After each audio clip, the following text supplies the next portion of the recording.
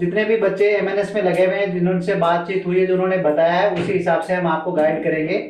तो ऐसा नहीं है कि हम आपसे बात नहीं कर रहे हैं तो आप उसको ऑब्जर्व ना करो या ये मॉक इंटरव्यू सेशन है वो छोड़ के आप चले जाओ। आपको बस देखना है, ऑब्जर्व करना है। जब लास्ट में जब हो जाएगा तो फिर हम आप में से भी अगर कोई ऑनलाइन इंटरव्यू देना चाहते हैं तो वो भी फिर हम कंडक्ट करेंगे लास्ट के अंदर। जिन लोगों का जो लोग अभी एमएनएस में क्लियर है, जिनका इंटरव्यू अभी है, ड्यू है, ऑन ड्यू पेपर है, वो लोग वेट करें और वो लोग हमें बता दें कि हम आप लोग वहां से डायरेक्ट ऑनलाइन मॉक इंटरव्यू करना चाहते हैं। उस कंडीशन में आप एक काम करेंगे कि जैसे ये 2 या 3 जो हमारे मतलब 3-4 ऑफलाइन कैंडिडेट जो आए हुए हैं, उनका इंटरव्यू जब पूरा हो जाएगा, हम जूम मीटिंग के थ्रू ही आपका वीडियो के वेबकैम ऑन करा करके आपसे सिमिलर टाइप ऑफ क्वेश्चनरीज करेंगे और फिर ऑन पेपर एनालिसिस कंबाइंड एक सजेशन या फिर आप कह सकते हो गाइडेंस देंगे, जो का सारा प्रोसेस वहां पे आपके सामने हम रखेंगे कि आपको क्या करना है, क्या नहीं करना है।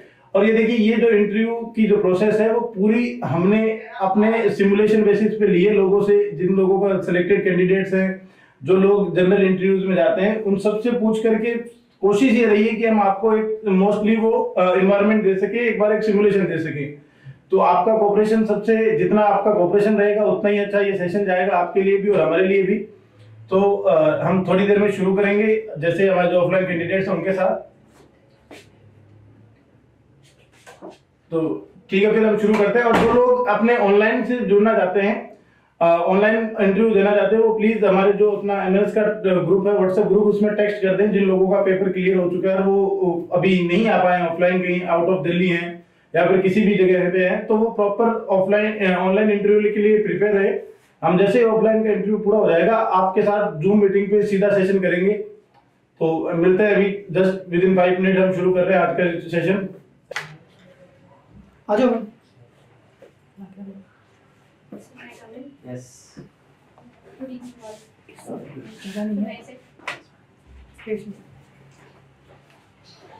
What's your good name? So my name is Shikha. I'm from here. Nursing कहाँ से किया आपने? So I have completed my BSc Nursing from Lakshmi Batra College of Nursing in 2022. Okay. आप एमएनएस क्यों ज्वाइन करना चाहते हैं? सर मैं एमएनएस इसलिए ज्वाइन करना चाहती हूँ क्योंकि वो एक रिस्पेक्टफुल जॉब है और एक स्टेबल एंड करियर, एक जॉब सिक्योरिटी देती है हमें, एक अच्छा करियर पैथ है। और सर ये हमें एक प्रोफेशनल डेवलपमेंट एंड अपॉर्चुनिटीज़ देती है। सिविल के अंदर जो नर्सिंग ऑफिसर्स होते हैं उनकी जॉब रिस्पेक्टफुल नहीं होती? No sir, they are also good ones, but this is we are serving the country with a uniform organization with a respectful batches. So sir, इसलिए डिसाइड किया। आपको एमएनएस के बारे में क्या पता है? एमएनएस की जॉब की क्या क्या रिस्पॉन्सिबिलिटी है, या एमएनएस के अंदर जो आपको चैलेंजेस फेस होंगे उसके बारे में आपको पता है? यस सर, एमएनएस जो एमएनएस ऑफिसर है उसकी ड्यूटीज़ मतलब 24 आवर्स तक भी हो सकती है, 12 आवर्स भी हो सकती है। और उसकी और सर जो उसकी रिस्पॉन्सिबिलिटीज़ हैं, जैसे जो सिविलियन नर्स है वो सिर्फ एक पर्टिकुलर लोकेशन पे काम करती है और एक पर्टिकुलर फिक्स टाइमिंग पे काम करती है, पर एक एमएनएस ऑफिसर की ना कोई फिक्स टाइमिंग्स हैं और job location is all over India. Okay. आपने बीएससी करने के बाद में कहीं हॉस्पिटल में काम किया है? No sir. कहीं नहीं किया? You are fresher? Yes sir. जैसे शिखा आपने नाम बताया था, आपने ये कहा कि एमएनएस में आप कंट्री सर्विंग के लिए जाना चाहती हैं। तो अभी अगर आपको याद हो तो 26 जनवरी की परेड में हमने एमएनएस ने पहली बार रिप्रेजेंटेटिव भेजे थे। तो जिन्होंने लीड किया, क्या नाम था उनका? किस पोस्ट पे अगर आप एमएनएस ज्वाइन करती हैं तो आपको किस पोस्ट पे रखा जाएगा? As a lieutenant. और आपको ये लगता है कि प्रोफेशनल डेवलपमेंट, क्या आपको ये नहीं लगता कि सिविल में ज़्यादा हो पाएगा आपका then the military services? Sir civil में actually they get a very long time, but in MNS there is after 3 years you serve as a captain and after 8 years you will serve as a major. 8 years of major। आपको शायद ये पता है कि हम MNS में 11 service वो service commission पे काम करते हैं। Yes, sir. क्या मतलब होगा उसका? सर उसका मतलब है कि जैसे हम एसएससी के थ्रू सिलेक्ट हुए हैं, we are having a job only for 16 years. So sir, after that we apply for the next. If we want to join something hospital, we can apply that. Okay, अगर आपको civil में अगर जाने का मौका मिले इसी समय, जैसे अभी तो बहुत सी वैकेंसीज हैं, Yes, sir. तो आप जाना प्रेफर करेंगे? Sir first of all I have to मतलब मुझे पहले मेरी यही है कि पहले मैं एमएनएस में सिलेक्ट करूँ. If not like I get selected I continue my studying for the civil exams. आपका सब्जेक्ट कौन सा फेवरेट था नर्सिंग में? सर ऐसे कोई पर्टिकुलर सब्जेक्ट नहीं था पर मेड सर्च. सर, और पर्टिकुलर उसमें कोई सिस्टम जो आपका फेवरेट रहा हो, मतलब ओवरऑल? ओवरऑल. ठीक है।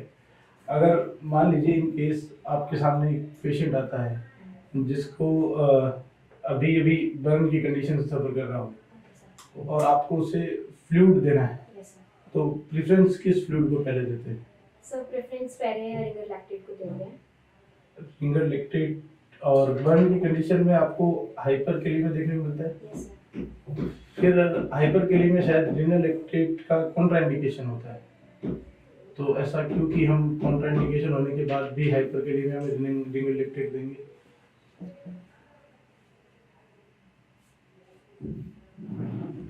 अगर आपको एक कंडीशन ऐसे दी जाए जिसमें पेशेंट आपके सामने अनकॉन्शियस है और आप सुबह सुबह पार्क में घूमने गए, as MNS posted immunity nurse posted हैं आप, और आप सुबह सुबह मान लीजिए पार्क में घूम रहे हैं, मॉर्निंग वॉक पे हैं, और आपके सामने एक 55 ईयर ओल्ड लेडी हैं जो अनकॉन्शियस गिरी हुई मिलती है आपको, क्या आपके रिस्पॉन्सेज रहेंगे उसमें? सर फर्स्ट ऑफ ऑल उनकी अनकॉन्शियस है तो ऑब्वियसली पहले हम पल्स वगैरह चेक करेंगे, उनकी pulse respiration. If they are absent we starting the CPR and collecting the people nearby around to get admitted to the hospital. और क्या आप इस प्रोसेस को क्या बोलेंगे, मतलब ये क्या प्रोसेस So है? it is a basic life support. Basic life support, और अभी एक चल रहा है एडवांस लाइफ सपोर्ट जो है, ACLS, which includes the defibrillators or the drugs. Defibrillator हम बेसिक लाइफ सपोर्ट में इंक्लूड नहीं करते। No sir. और अगर आपसे ये कहा जाए कि सर एक आपके सामने 8 साल का एक बच्चा है जिसे डायरिया की कंडीशन है, और तो डायरिया में आपको ये किस प्रकार का जो मेटाबॉलिक डिसऑर्डर है या फिर किस प्रकार का इलेक्ट्रोलाइट इम्बैलेंस देखने को मिलेगा? सर डायरिया में मेटाबॉलिक एसिडोसिस. मेटाबॉलिक एसिडोसिस, और एसिडोसिस के साथ इलेक्ट्रोलाइट चेंजेस कैसे होंगे? हाइपरकैलेमिया होगा, हाइपरकैलेमिया होगा, कैसा होगा? Sir hypo. डायरिया के साथ क्या आपको पता है एसिडोसिस के साथ हमेशा हाइपरकैलेमिया एसोसिएटेड होता है, तो फिर यहाँ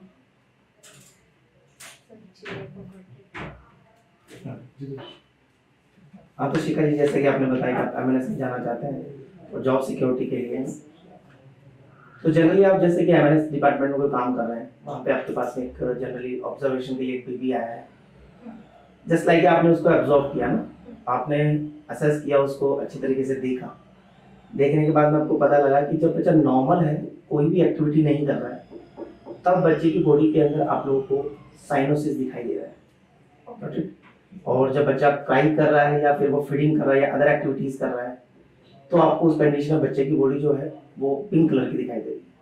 तो एज ए नर्स आप क्या सजेस्ट करेंगे कि बच्चे के अंदर कौन सी कंडीशन हो सकती है? Sir maybe the baby is having a cardiac anomaly.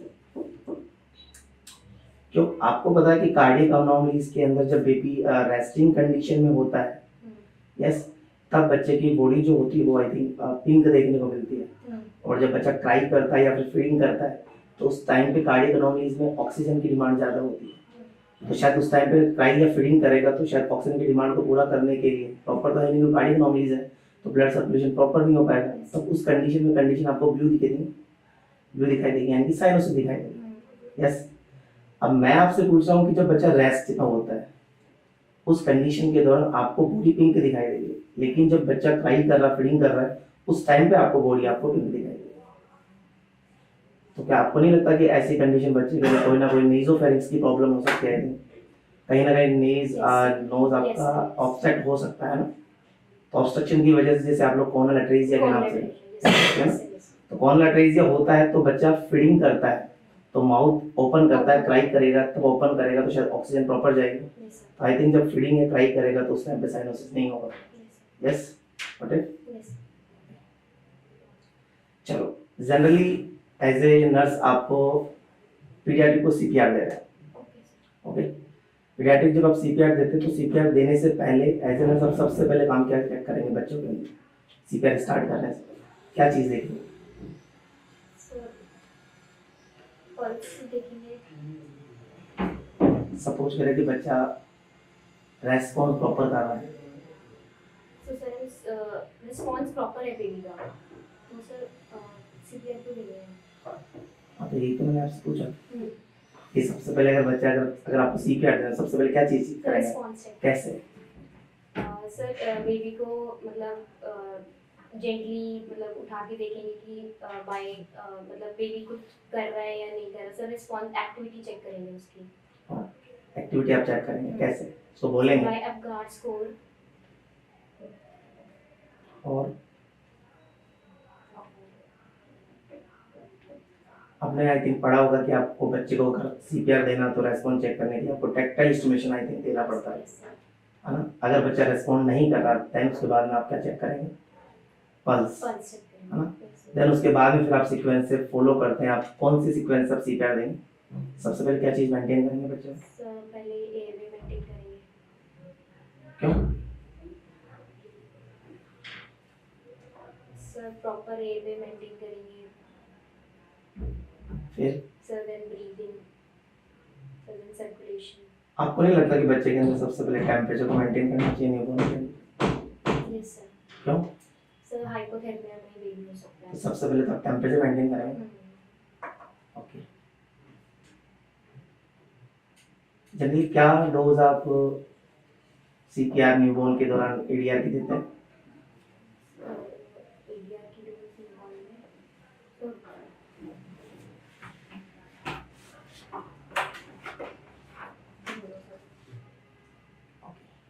Generally dose जो न्यूबॉर्न के अंदर होती है वो 0.1 से 0.3 ml। अगर आपको एमजी में देनी हो तो कितना देंगे?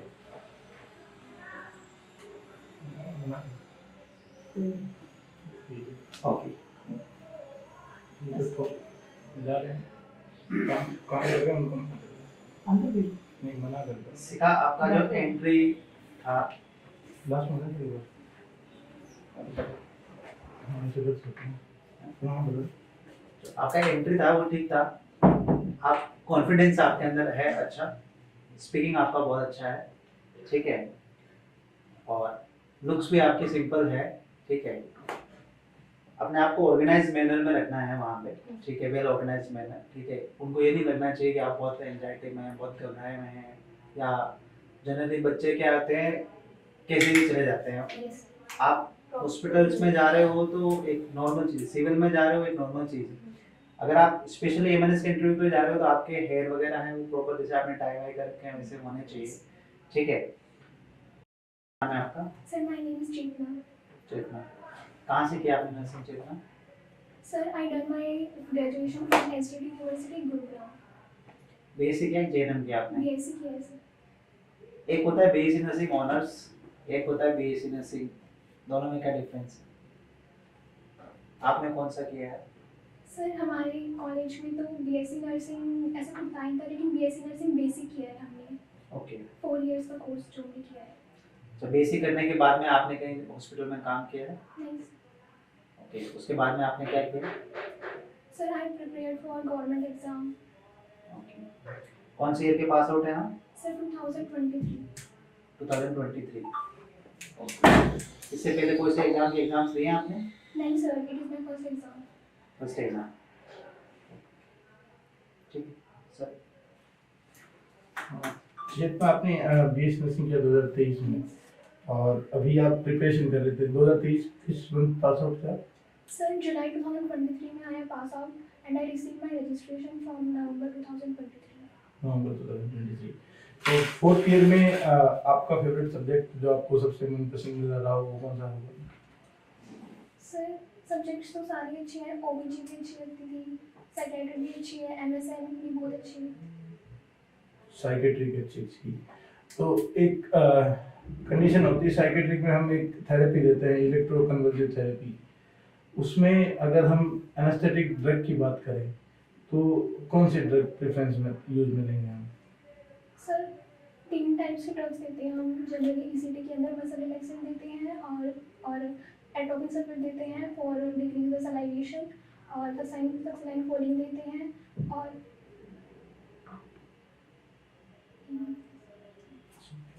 इनमें से एनेस्थेटिक कौन सी होगी?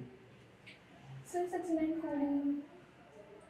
सक्सिनाइल कोई, मसल रिलैक्सेंट नहीं होगी सक्सिनाइल कोई? कोई बात नहीं।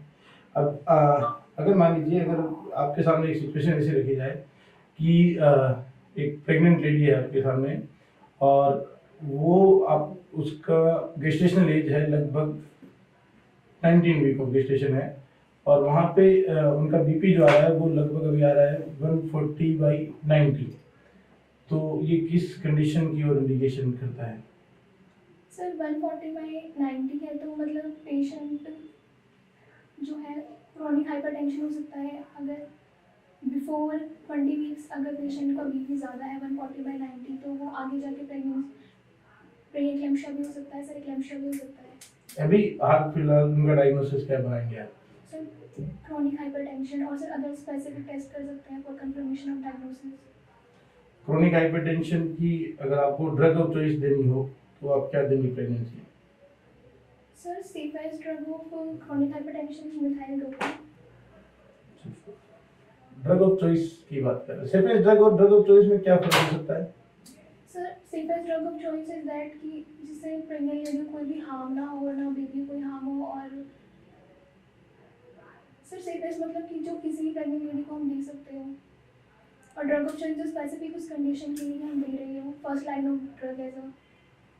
ओके, और आप एमएनएससी में प्रिपरेशन कर रहे हैं, अभी आपको याद होगा तो एक 26 जनवरी में एमएसएन के लिए हिस्टोरिकल इवेंट था एमएनएस फर्स्ट से। टाइम एमएनएस ने परेड करी थी। किसने लीड किया था उन्होंने? Sir I not aware about it. Okay, और अगर आप एमएनएस ज्वाइन करती हैं तो क्या उसके डीमेरिट्स रहेंगे आपके हिसाब से? एमएनएस की डीमेरिट्स क्या हैं तो आपको सिविल में नहीं मिलेंगे?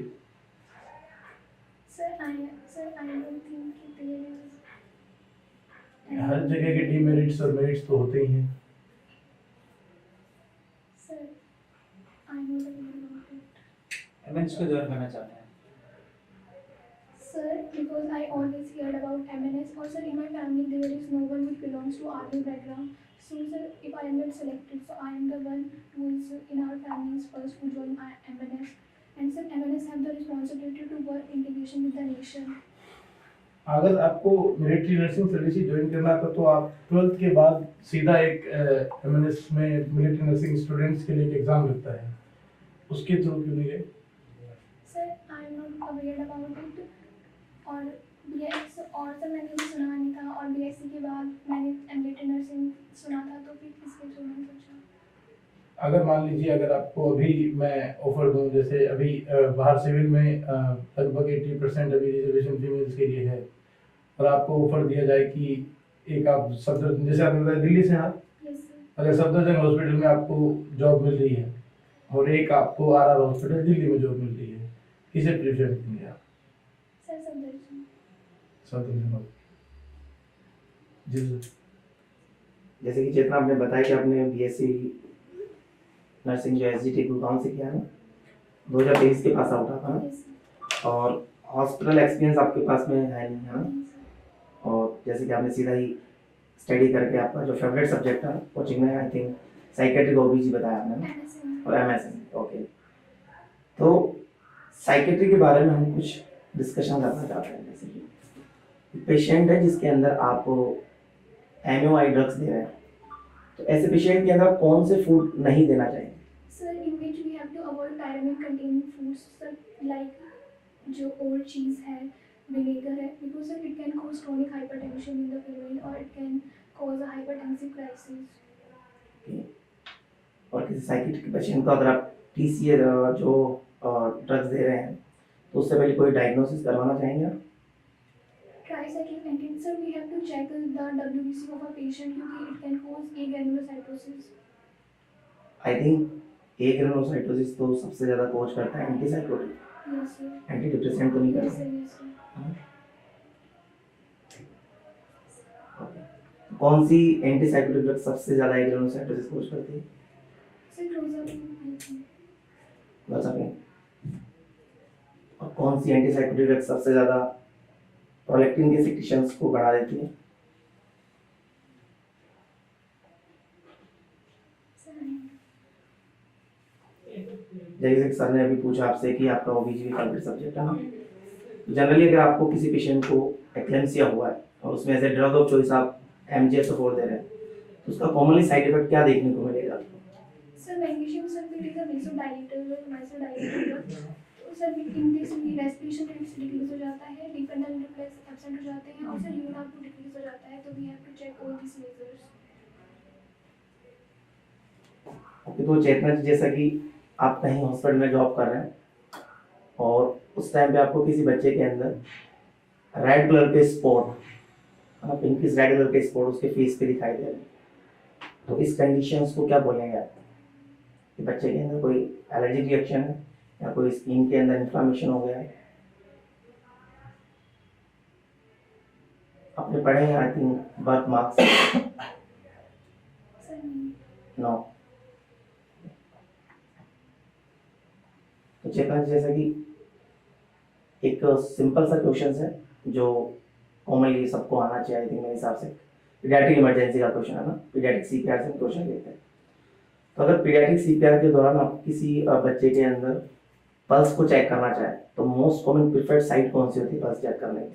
सर इन्फेंट्स के लिए तो हम मेनली एपिकल पल्स से रेफर करते हैं और चिल्ड्रंस को तो हम फिंगर पल्स रेफर करते हैं and sir in adults apical pulse refer करते हैं इन केस ऑफ इमरजेंसी। कौन सी एज तक हम ब्रेकियल पल्स को मेजर करेंगे? कुछ क्राइटेरिया है?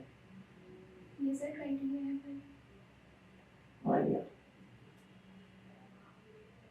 और क्या नॉर्मली डोज क्या देते हैं आप एडीआर की सीपीआर के दौरान?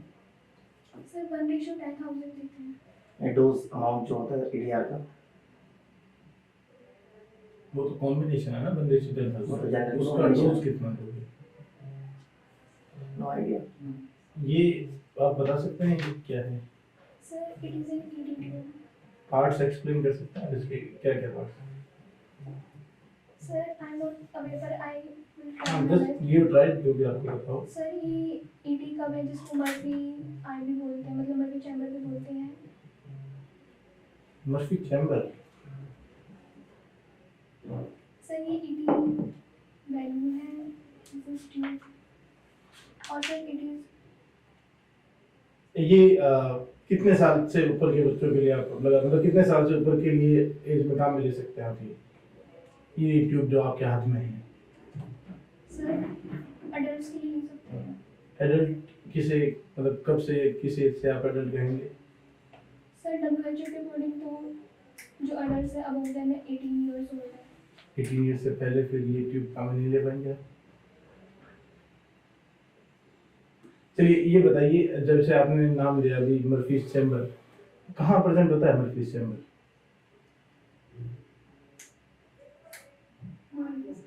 और इसमें अगर मैं आपको कहूँ कि एक रेडियो ओपेक चीज भी है इसमें जिसे आप पोजीशनिंग आइडेंटिफाई कर पाएंगे, तो वो कौन सी चीज है? मार्क करके दिखा सकते हैं आप? सर दिस इज इसकी प्रेजेंस क्यों, ऐसी नेसेसिटी क्या है इसकी? मतलब सर अगर एक्सरे हम चेक कर रहे हैं तो उसके अंदर हमें पता चल जाएगा कि ईडी ट्यूब कहाँ तक है। कहाँ ये पर? इजीली विजुअलाइज है। और ये कफ कितने टाइम कितने प्रेशर से आप करते हैं? पूरा कफ कितने प्रेशर से आप इन्फ्लेट करते हैं? No idea. ठीक। बैठिए। मैं हिमानी हिमानी हिमानी, हाँ जी कहाँ से हैं आप? सर दिल्ली दिल्ली से। क्या कर रखा आपने? JNM है या BSc सर है? BSc nursing BSc nursing. Yes. BSc nursing आपने कहाँ से किया? Sir I have done my BSc nursing from Swami Vivekanand college Panchkula Haryana. Okay. हाँ जी गवर्नमेंट है प्राइवेट है मैम? सर प्राइवेट प्राइवेट है। कौन से ईयर में किया आपने? सर 22 2022। हाँ जी तो 2022 से लेके अभी तक आप क्या कर रहे हैं? सर एक्चुअली 22 के एंड में हुआ था, मतलब 23 में मेरा रिजल्ट आया, 23 में आर्यन आया, उसके बाद से मैंने कोचिंग ली नर्सिंग एक्सपर्ट से, देन उसी के लिए प्रिपरेशन कर रही हूँ एग्जाम के लिए। आपको हॉस्पिटल एक्सपीरियंस नहीं है? I know sir.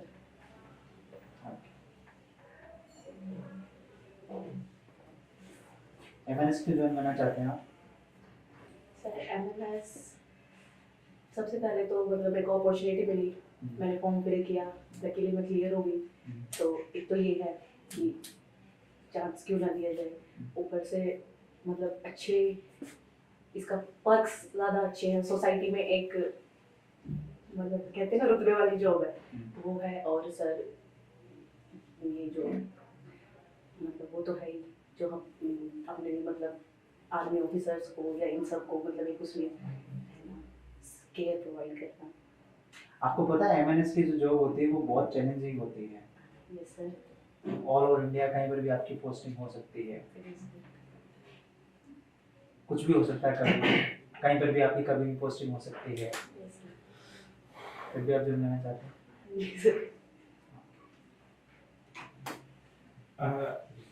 मैंने आपने अभी बताया कि जैसे आप पर्क्स बहुत अच्छे हैं, तो सिविल नर्सिंग के भी तो पर्क्स बहुत नहीं अच्छे होंगे शायद। हाँ सर उसके भी हैं अच्छे, बट इसमें मतलब एक सोशल स्टेटस देखा जाए तो ज़्यादा बेटर है। अपने तक बाहर जो सिविल वाले नर्सिंग ऑफिसर्स हैं उनका सोशल स्टेटस ज़्यादा बेटर होगा, क्योंकि वो डेली सोशल लाइफ में सोशल लोगों से इन्वॉल्व होते हैं, और एमएनएस वाले बाकी जो ऑफिसर्स हैं वो रेगुलरली उतने बाहर के सिविल लोगों से नहीं मिल पाओगे। जैसे आप एक तो अपनी फैमिली में रह रहे हो, डेली अप डाउन मतलब डेली अपनी फैमिली वालों से मिल रहे हो, एक आप कभी कभार अपनी फैमिली से मिल पा रहे हो, तो सोशल स्टेटस सोसाइटी में रहने वालों के साथ ज़्यादा अच्छा होगा। बट सर मतलब फैमिली के लिए भी देखा जाए तो ये मतलब उनको भी एक बेटर अपॉर्चुनिटी लगती है कि मतलब कि आप अगर मतलब आर्म्ड फोर्सेस में अगर आपको सर्व करने का मौका मिल रहा है तो आप क्यों ना करें सब, तो दैट्स माय पॉइंट। और आपका कॉलेज तक कोई favourite subject? Sir as such तो वही, बट सारी सब्जेक्ट ठीक है, फिर भी अगर कोई एक चूज करना तो ऑब्वियसली फीटल पोजीशन कौन सी रहती है सबसे कॉमन मोस्ट? एलओए। लोए। और एलओए जब फीटल पोजीशन के साथ आप बात करेंगे, लेबर शुरू वाली प्रोसेस है, अगर लेबर शुरू होने से पहले अगर पोजीशन पूछे तो फीटल्स की नॉर्मल पोजीशन कैसी रहेगी? एलओए लेबर शुरू होने से पहले एलओटी नहीं एलओए। और अगर एक कंडीशन है जिसमें आपको ये बताया गया हो कि एक मदर है प्राइमरी गर्विडा जिसके अंदर प्रेगनेंसी है लगभग 20 वीक की प्रेगनेंसी है, और उस कंडीशन में आपको बीपी आपको उनको देखने को मिल रहा है 140/90, क्या डायग्नोसिस रहेगा आपका इस कंडीशन में?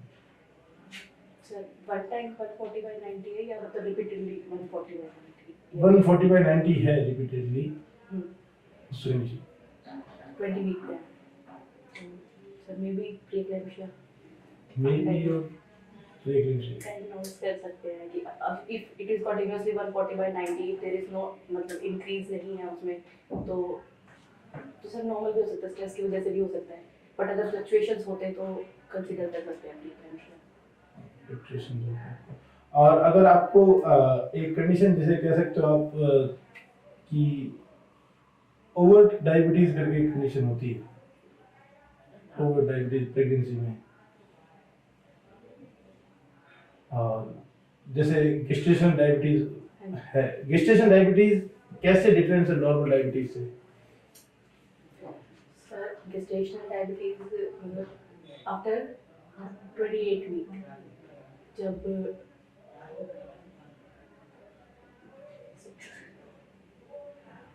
अगर आपको किसी फीमेल के साथ ये कहा जाए कि पोस्टपार्टम हेमरेज जो कि मोस्ट कॉमन कॉज ऑफ आपके कह सकते हो कि मैटरनल डेथ है, तो एक indirect cause of maternal death भी होता है।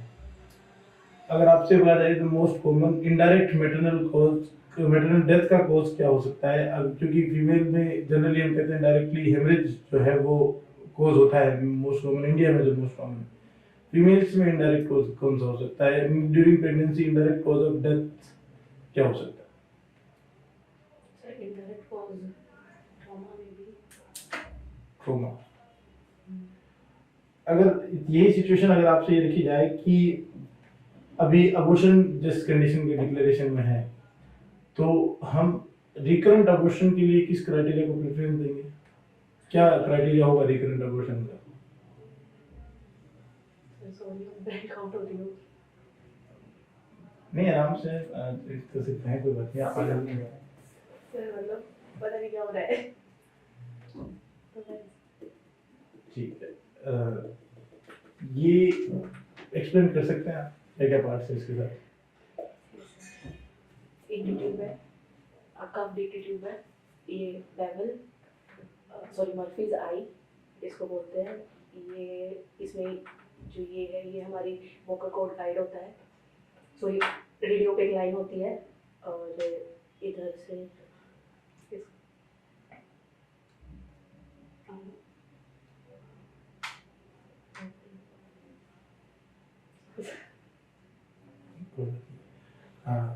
जी, तो सर तो हिमानी जी, आपने 2022 में अपना नर्सिंग कंप्लीट किया आपने, है ना? ये सर और पहला ही आपका एग्जाम था आई थिंक, है ना, एमएनएस का? इससे इससे पहले भी आपने एग्जाम दिए? एम्स एम्स मैंने इसको पहले नहीं एमएनएस से पहले फर्स्ट टाइम, है ना? ओके, तो आपका ये क्लियर हो गया एमएनएस का, है ना? हाँ जी सर। जैसे कि आपने बोला कि आपका ओबीजी फेवरेट सब्जेक्ट है ना, बाकी ऑल ओवर भी होगा आई थिंक। ओके, तो इससे बाहर भी क्वेश्चन हो सकते हैं, हाँ ऑब्वियसली। है ना? बिल्कुल। जनरली आप मान के चले कि एक बच्चा है, 6 महीने से कम का बच्चा है, उस बच्चे के अंदर बहुत सीवियर तरीके से डिहाइड्रेशन हो रहा है। तो सीवियर डिहाइड्रेशन की कंडीशन में आप उस बच्चे के अंदर क्या असेसमेंट करेंगे, क्या फिजिकल फाइंडिंग उसमें आपको देखने को मिलेगी अगर बच्चे में सीवियर डिहाइड्रेशन प्रेजेंट है? सर सबसे पहले तो उसके कॉन्टिनेंट्स जो होंगे वो सनकन कॉन्टिनेंट्स होंगे, उसकी आईज जो होंगी वो भी सनकन आईज होंगी, उसकी जो कैपिलरी मतलब वो स्किन पिंचिंग जो हम करते हैं, स्किन टेंटिंग, वो जो है मोर देन 3 सेकेंड, मतलब अगर जैसे ऐसे करेंगे तो वीक पेल पेल होगा मे बी। सीवियर ही पूछे, सीवियर। ये तो सारे माइल्ड मॉडरेट के साइन बताए आपने, ये तो माइल्ड मॉडरेट के होते हैं। सीवियर अगर होगा तो क्या अपीयरेंस क्या देखने को मिलेगा आपको? आपको नहीं लगता अगर सीवियर डिहाइड्रेशन बच्चे में हो सकता है तो वो अनकॉन्शियस कंडीशन में जा सकता है, सीवियर हो सकता है तो ना? अच्छा, अगर सीवियर डिहाइड्रेशन अगर आपका होता है तो आप सीआरटी जनरली चेक करते हैं, कैपिलरी रिफिल टाइम, तो नॉर्मली कितना होता है ये? Less than 2 seconds. Less than 2 seconds. अगर जनरली बात करें डिहाइड्रेशन के अंदर तो ये कम होगा कि ज़्यादा हो, कम होगा कि ज़्यादा होगा? ज़्यादा होगा सर। कंफर्म? Yes sir. क्या फ्लूइड आप देना चाहेंगे अगर डायरिया वाला पेशेंट आपके साथ सामने आए? सर आगे प्रेफर करते हैं कितना, 6 महीने से कम का बच्चा है, कितना देंगे आराम आप? सर, वो तो डोज कैलकुलेट होगी। 6 महीने का बच्चा है तो जनरली वेट कितना होना चाहिए उसका? Sir 6 kg around. अराउंड, तो वो जो है कि 6 kg से कम से बच्चा है और अपना 6 मंथ का, तो क्या उस आरएल का अमाउंट उतना होना चाहिए सीवियर डिहाइड्रेशन में, और कितना देंगे? कितने टाइम का में? क्राइटेरिया तो होता है कि जैसे हाफ जो होता है उसका उसको हम देते हैं पहले फर्स्ट 6 आवर्स में शायद, then after 6 hours but exact okay. Generally अगर नॉर्मल डिहाइड्रेशन वाला बच्चा है तो उसमें आप कौन सा फ्लूइड ऑफ चॉइस देना चाहेंगे? Normal dehydration sir, RL normal में, नॉर्मल डायरिया में? Normal diet. इनिशियल फ्लूइड पूछा मैंने, क्या देना चाहेंगे? इनिशियल फ्लूइड तो ओआरएस देते हैं सर। ओआरएस का पूरा नाम क्या होता है? Oral dehydration solution. श्योर है? Yes sir. ये पैकेट है आपको दिया जाता है तो उसमें सॉल्यूशन आता है कि सॉल्ट आता है उसमें? सॉल्यूशन आएगा। बोतल भी साथ में फ्री मिलेगी क्या आपको? सर वो पैकेट जो आता है उसमें क्या आता है? सॉल्ट आता है कि सॉल्यूशन आता है? सॉल्यूशन पड़ा है सर। सॉल्ट नहीं आता। जब आप उस सॉल्ट को पानी में मिलाओगे तब जाके सॉल्यूशन बनेगा ना, तो पैकेट में तो सॉल्यूशन ही आता, सॉल्ट ही आता है आपके पास।